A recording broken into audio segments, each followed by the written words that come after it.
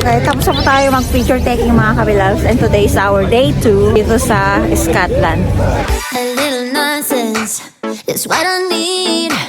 Now if you wanna get the best of me, Ang kitab na mong mukha mo dyan. Parang piprito. got you smiling, that's for sure. Funny how you had the best of love. I don't know if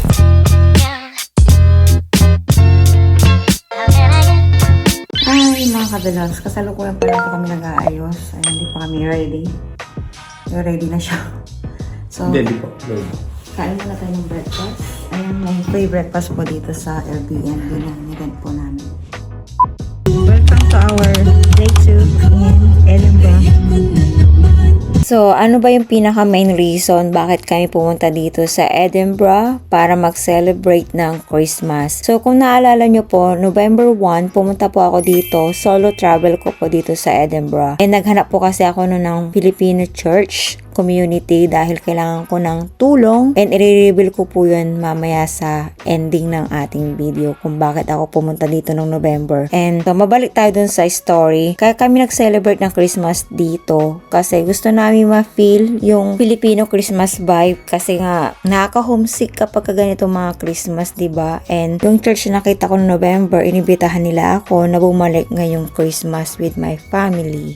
Please, hindi ka kaya na ng ganito. Up to 3 hours, 5 pounds. Okay mga kabilabs, kami po ay naghanap ng mura-murang parking. So dito po ay 3 hours, 5 pounds. Ito na yung pinakamura na ano. Ito yung pinakamura po. Kasi Okay. kagabi, tinaga kami. Grabe naman, entrance. Info isang oras, 7 pounds. Ang Ito po, entrance 3 ticket hours, yan. 5 pounds. Tited ng... Ano ko, napakaliit. Kaya nga, nakakatakot. Grabe. Max 1.9 meter. Paano ko ano yun to?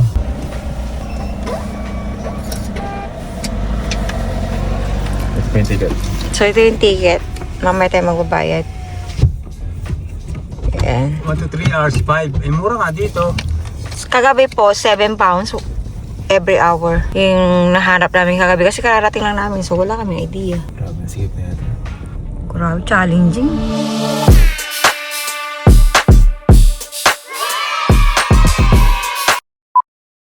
Hi! Hello mga kabilabs. Good morning. Lamig na lamig kayo ah. Kamusta ang Edinburgh? Are you enjoying?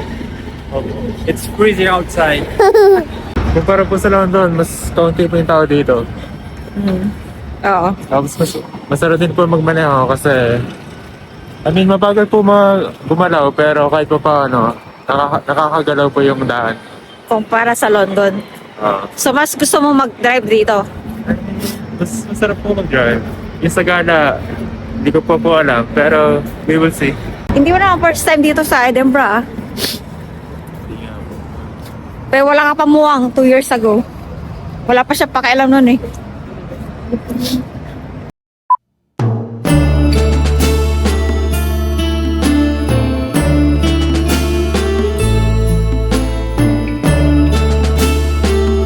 Okay, so dahil maaga pa po and 2 PM pa po ang start ng Christmas party natin na namin, kaya kami ay mag-explore muna dito sa city center ng Edinburgh. Ayun po. Mamaya kaya tayo dito ha.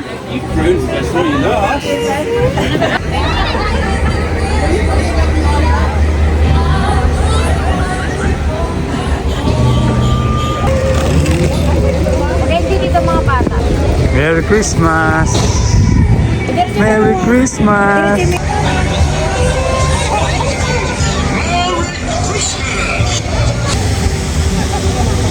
So, magpa-family picture po kami mga kabilabs, kaya kailangan namin ng tripod. So, nandito po tayo ngayon sa Princess Garden. Pag nakita niyo yung fountain na yan po yung Edinburgh Castle. Kaya napakaganda ng lugar na ito. Isa ito sa best landmark dito sa Edinburgh. Ito yung malimit yung makita sa mga postcards. At dahil Christmas ang pagpunta natin, puro rides ang makikita natin sa paligid. I-video na ito lang Matrix. Maganda pa ba nasigaw? Ano Aizen? Mamaya, mga nang tingnan. So, ikot-ikot po muna kami.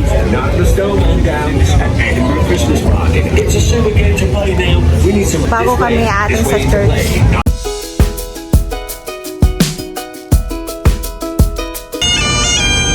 Alis ka dyan, alis ka dyan, alis ka dyan.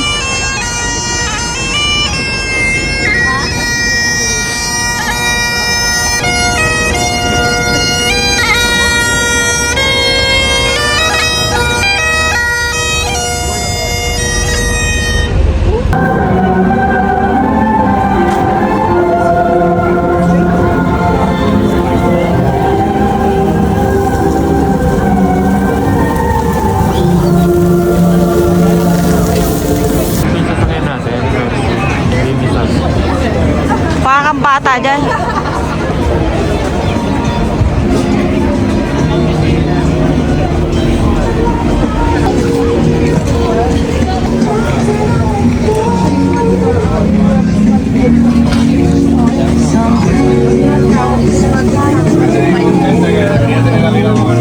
Ang ganda. Ang ganda dito. Ano? Pala, ano?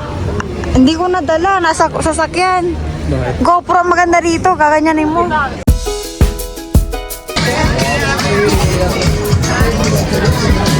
Pwede pang regalong 35. Mahal. Johnny St. Nicholas, lean your ear this way. Don't you tell a single soul what I'm gonna. Diyan po ako takihin.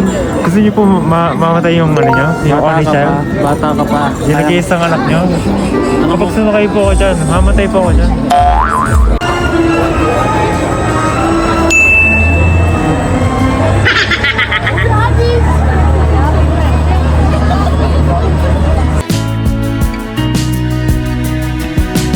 When the clock is striking 12, when I'm fast asleep. Okay, tapos na po tayo mag-picture taking mga kabilabs. And today is our day 2 dito sa Scotland. Lamig na lamig yung binata namin. Kasi lagi ganyan, lagi niyang ina-underestimate ang lamig. Tingnan niyo po. Sa lamig yan.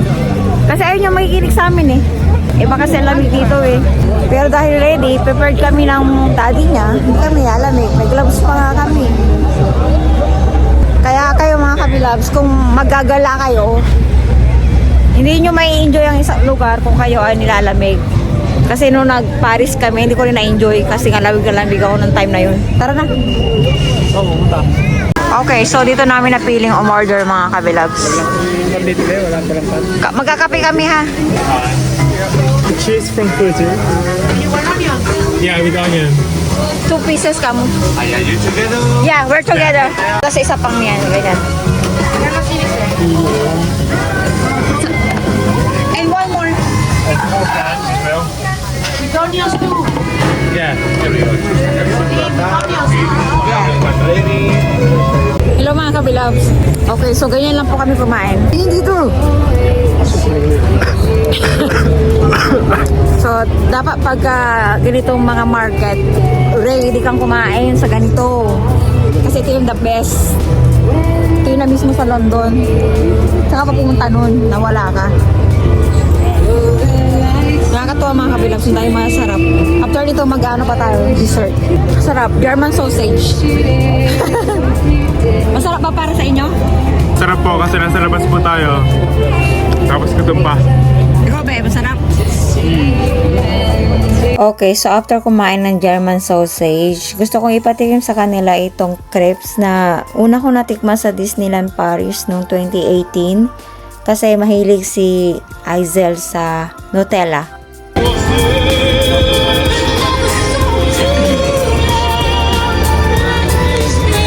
Ang kitap na mong mukha mo dyan. Parang piprito. Kintab. Mamaya pag-uwi po natin sa loob na yan. Isama mo siya.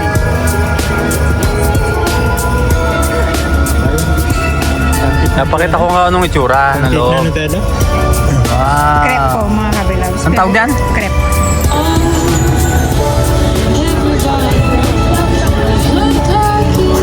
Silang diet. Ilang diet pagka nasa galaan. Sa gilid. Diyan sana kinakain kanina. Ay, parang mas masarap dito, Aizel, no? Tapos nandito rin pala yung gusto ko. Yung crepe. Sana na lang po. Oo. Sir, pati yung sausage. Kasama natin. Okay, ito po yung parking na nakita namin na mas mura mga kabilabs compare sa kagabi. Ayan, tandaan nyo na lang po yung pangalan. Kung pupunta kayo sa Scotland, ha? And, ito naman yung pedestrian. Ito yung daan. Puntang. Ito naman yung daan. Papunta doon. Pabalik sa baba. Ba't pa umikot? Pwede naman pala doon sa kabila. Kaya wala pang tao ngayon pala. Siguro marami marami na rin pala nakakalam dito. So, pagpasok po natin, ayan po yung agad na bubungad, yung machine. I-scan lang po natin yung ticket natin kanina. And diba sabi ko sa inyo, 3 hours for 5 pounds. Umabot po kami ng 3 hours and 13 minutes.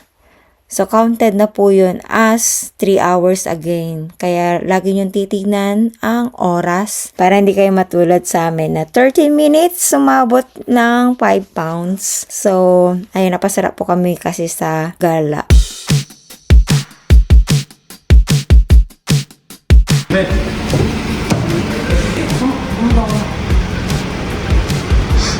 Thank you.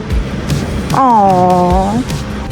Okay, so our next agenda mga kablabs is atin na tayo sa church for their Christmas party.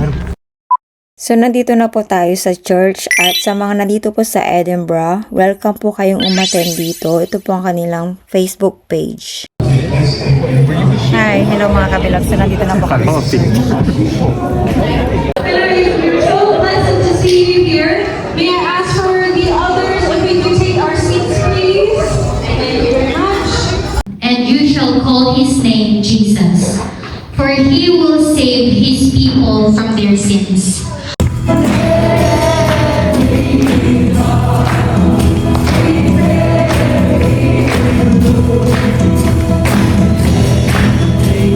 That's why we have Christmas. That's why we have new life, or we have salvation because of Jesus Christ died on the cross.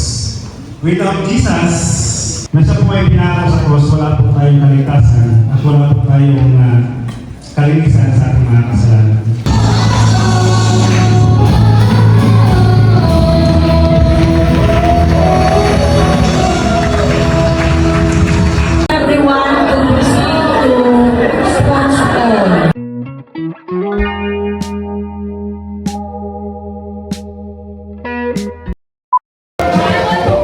Video. Hi! Hello mga kabilabs.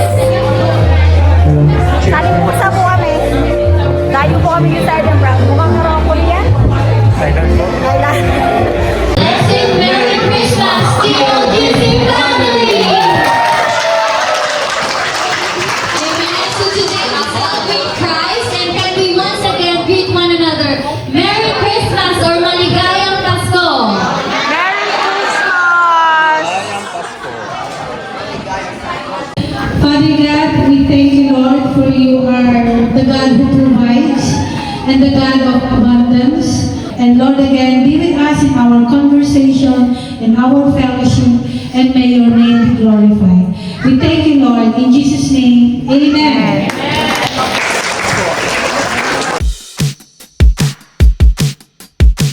Okay, so I want to be honest with you mga kabilabs kasi deserve nyong malaman kung bakit, ano yung tunay na reason bakit pabalik-balik kami dito sa Edinburgh, Scotland. So, matagal ko na itong pinapipray sa Panginoon. Last year pa, ini-start ko na rin. Nag-i-start na rin ako maghanap-hanap ng malilipatan dito. To be honest, gusto talaga namin lumipat dito sa Scotland. Not specifically Edinburgh, pero anywhere basta Scotland Scotland. Kaya lang ang problema po is under pa po ako ng sponsorship kaya nahihirapan po ako maghanap ng employer dito. Nawa gamitin ng Panginoon ang platform na ito para makahanap ako ng employer na malilipatan na willing magbigay ng sponsorship sa akin para makalipat na kami sa Scotland. Matindi mga kailangan nito. Head, shoulders, knees, and toes!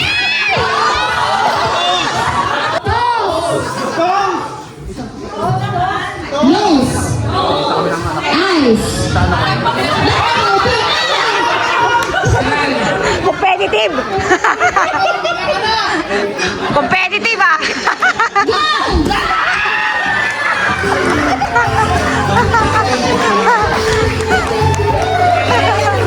So, ang saya, di ba mga kabilab? So, ito yung nilolonging ko na magkaroon ng family na mga kalahi natin. Kasi, though, meron naman po kami family church dito sa UK or dito sa Southeast England. Pero, mga English kasi, mga Briton. And iba kasi pag mga Pilipino mga kasama mo, syempre, yung pag kailangan mo ng tulong, sila yung unang nakakaintindi sa'yo. Kasi, same kayo ng situation and culture.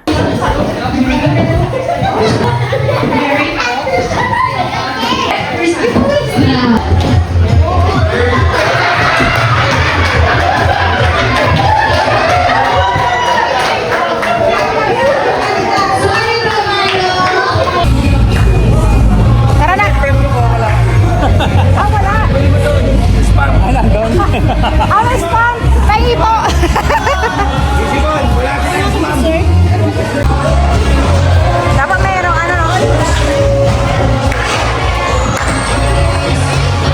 Dapat mayroong ano, dance contest.